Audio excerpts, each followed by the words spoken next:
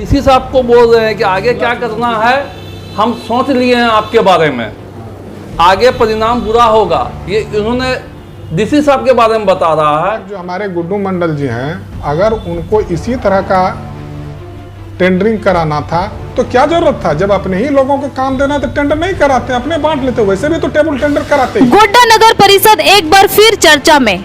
चर्चा विकास को लेकर नहीं बल्कि फिर से भ्रष्टाचार के मामले को लेकर ही सामने आया है। इस बार ठीके पट्टे के बंटवारे को लेकर भ्रष्टाचार की बात सामने आ रही है। हाल ही में कई करोड़ के टेंडर जो भारत ग्रुप के माध्यम से निकाला गया था, कहा जाता है कि टेंडर रेवड़ी की तरह अपने रिश्तेदारों व करीबियों में ऐसे बांटा गया कि जैसे नगर परिषद सरकार का संस्था नहीं, कोई निजी कंपनी हो। दरअसल इस टेंडर को ऐसे संवेदकों के बीच बांट दिया गया जो निविदा के नियमों को पूरा नहीं करता है। बात तो यहाँ तक आई कि नगर अध्यक्ष गुड्डू मंडल उर्फ जितेंद्र मंडल ने अपने भाई को भी कार्य आवंटित करा दिया। इस तरह का यह पहला मामला नहीं है। टेंडर व बिजली सहित विभिन्न उपकरणों की खरीद मामले को लेकर पहले भी सवालों के घेरे में रहा है।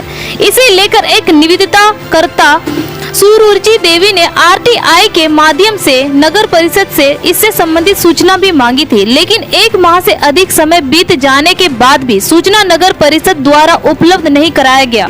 दरअसल वह आरटीआई का जवाब देते तो देते कैसे, उनके कुकर्मों का पोल पट्टी जो खुल जाता। इसके बाद थक हार कर कुछ लोगों ने इसकी शिकायत झारखंड सरकार के साथ स्थानीय गोड्डा डीसी को भी करा दिया है।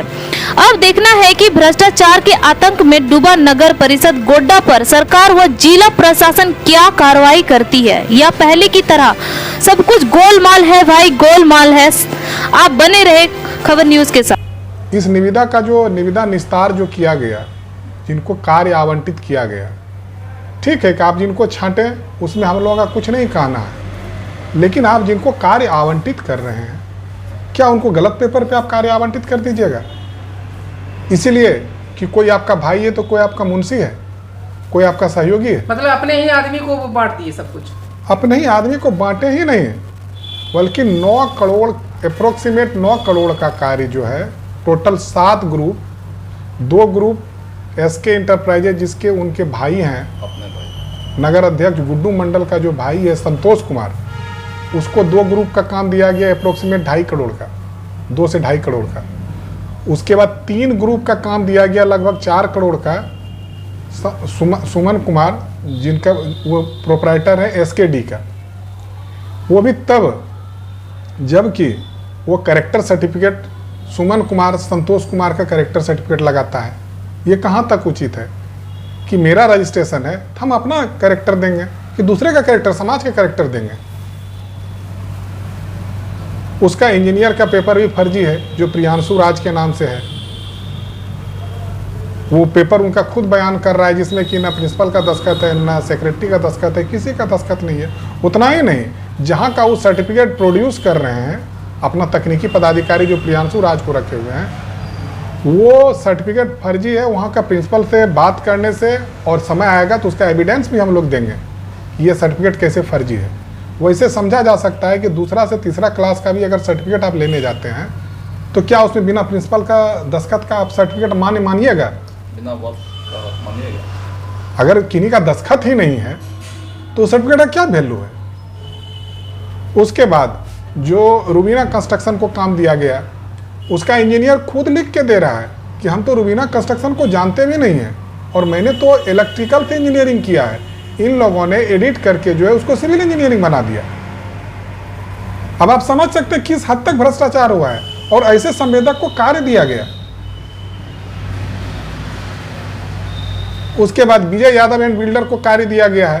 रानू रंजन जो हमारे पड़ोसी हैं, जब उनसे जाके बात किए तो कहते हैं कि नहीं हम तो विजय यादव को जानते भी नहीं है, और नहीं हमने उनके बजावते उन लोगों ने आवेदन बना के नगर अध्यक्ष नगर परिषद में वहाँ पर रिसीव भी कराया गया है कि मैंने इनको किसी भी तरह का कागजात नहीं दिया है और नहीं मैंने किसी तरह का एफिडेविट किया है। जनार्दन भाई कंस्ट्रक्ट, उनको जो कार्य मिला है, उनका इंजीनियर जो कि मुखिया हैं, वो आके हमारे पास लिखित आवेदन दिए और उनका भी आवेदन जाके वहाँ पर नगर परिषद में जमा किया गया है कि मैं इनको जानता भले हूँ, लेकिन जो है इनको हम कोई सर्टिफिकेट नहीं दिए हैं, कोई एफिडेविट बना के नहीं दिए हैं, मेरा कोई दस्तखत नहीं है, सारा फर्जी दस्तखत। मतलब अनकम्प्लीटेड पेपर। जो गलत पेपर वाले थे उनको योग्य घोषित किया, उनको सफल घोषित किया। और सबसे बड़ी बात कि हर ग्रुप में 2 ही संवेदक को सफल घोषित किया जा रहा है, एक सेमी एक डेमी, और उनका रेट भी देखा जाए, किसी का शेड्यूल है तो किसी का 10 पैसा नीचे है। इसे समझा जा सकता है कि सरकारी पैसे का किस तरह का लूट हुआ है इसमें। हम लोग 15 से 20% बिलों में काम करने के लिए तैयार हैं, लेकिन हम लोगों को अयोग्य घोषित किया जा रहा है। और जिनको 1 रुपये का सिविल कंस्ट्रक्शन का कोई अनुभव प्रमाण पत्र नहीं लगाया है, वैसे व्यक्ति को 4 करोड़ का काम दे दिया जा रहा है, जो कि 1 रुपये का उनका जो इनकम टैक्स का जो रिटर्न फाइल हुआ है वो देखा जाए, वो 25 लाख रुपया समथिंग का तो इनकम का रिटर्न दाखिल कर रहा है, और वैसे व्यक्ति को 4 करोड़ का काम दिया जा रहा है। क्या वो व्यक्ति पहले से काम किए हैं? 1 रुपये का उनका अनुभव नहीं है, कोई अनुभव प्रमाण पत्र वो नहीं लगाया है अपना डॉक्यूमेंट्स में। तो एक काम नहीं, 3 वो तो रजिस्ट्रेशन ही बनवाया है 2 से 3 महीना पहले, और उनको दे दिया गया, उनको कार्य दिया गया। अब इसको आप किस तरह से देखिएगा बताइए। मतलब नगर अध्यक्ष अपने ही करीबी को सब काम अगर नगर अध्यक्ष जो हमारे गुड्डू मंडल जी हैं, अगर उनको इसी तरह का टेंडरिंग कराना था तो क्या जरूरत था? जब अपने ही लोगों को काम देना है तो टेंडर नहीं कराते, अपने बांट लेते। वैसे भी तो टेबल टेंडर कराते ही हैं, ये कोई नई बात तो नगर परिषद के लिए है नहीं कि 3 जगह से कोटेशन मंगाते, वो तीनों उनका आदमी होता है, एक तो सेलेक्ट करके उनको कार्य आवंटित कर देते, वही कर लेते। ये करने का, इतना करने का, ताम झाम करने की क्या जरूरत था? हाँ, चूंकि गलती का सीमा नहीं है, जिसके वजह से कि हम लोगों ने विरोध किया इस गलती का, और हम लोग इसका लड़ाई अंतिम तक लड़ेंगे। जो हम लोगों को संविधान अधिकार देती है उसके अनुरूप हम लड़ाई लड़ेंगे। क्या डीसी साहब को इसके बारे में आपने? हम लोगों ने पत्राचार विधायक जी के पास किए हैं, सिविल एसडीओ के पास किए हैं, उसके बाद डीसी साहब के पास भी किए हैं। सबों से हम लोग को आश्वासन मिला है कि नहीं, इसका जांच टीम गठित हो रहा है और जो सही होगा वही होगा। आगे तभी तो आना बाकी है, अभी हम लोग देखेंगे कि इस पे क्या होता है, और अगर इस पे अच्छा से संज्ञान लिया जाता है और दूध का दूध अगर पानी का पानी होता है तो ठीक है, और नहीं तो हम लोग ये लड़ाई जारी रखेंगे। आप समझिए ना कि हम आज से 1.5 महीना पहले नगर परिषद में RTI किए, जिसका मेरे पास रिसीविंग है। हमको उस RTI का आज तक जवाब नहीं दिया गया। वो जवाब क्या देंगे? वो तो जान रहे हैं कि हम क्या किए हैं। मतलब भ्रष्टाचार हो रही है।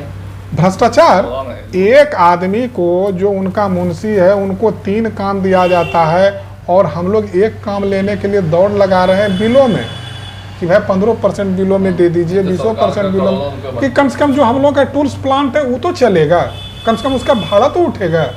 अरे हम लोग का रोजी रोटी का सवाल है, इसीलिए हम लोग ये लड़ाई लड़ रहे हैं। नहीं तो क्यों ये सब चीज करने के लिए जाएंगे? हम लोग तो काम मांगने के लिए गए थे, एक हम लोग को ये करने के लिए हम लोग थोड़े गए थे।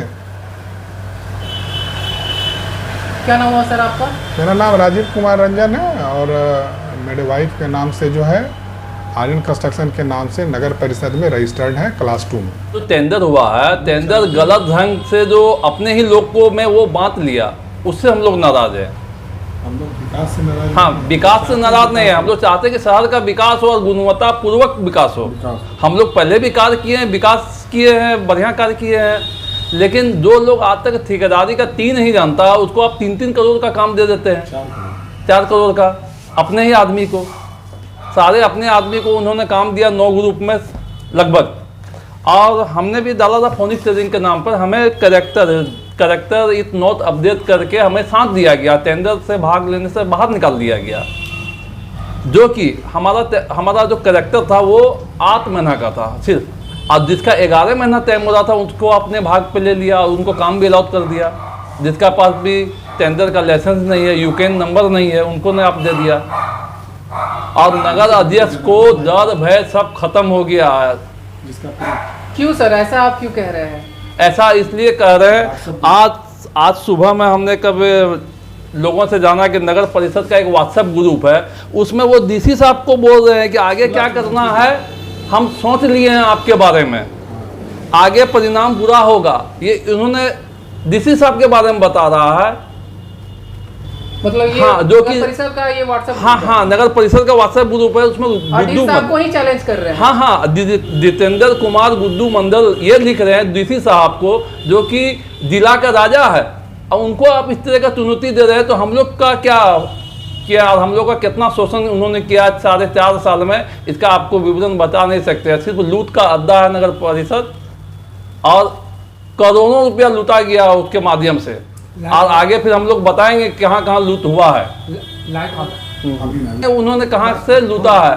और एक नहीं 10-10 करोड़ रुपया उन्होंने अवैध निकासी किया नगर परिषद से। टाइम आएगा सब कुछ बताएंगे आप। हम लोगों ने एसडीओ साहब को और डीसी साहब को इसका जानकारी भी दिया है कि इस तरह से हो रहा है घपला, उस पर जांच के लिए हम लोगों को एसडीओ साहब और डीसी साहब आश्वासन दिए हैं कि एक का जांच हम लोग सही तरह से करेंगे, और बाहर से टीम ला करके जांच करवाएंगे, कोई भी आदमी बख्शा नहीं जाएगा।